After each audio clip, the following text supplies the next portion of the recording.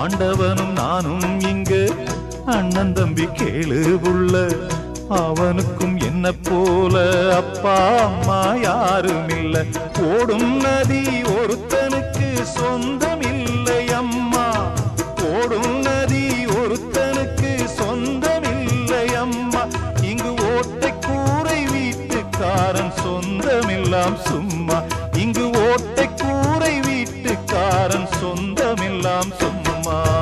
ஆத்துக்கு பக்கம் ஆத்துக்கு பக்கம் ஆத்து சுரக்கிற ஊத்துக்கு பக்கம் யாரோ வச்ச தென்ன.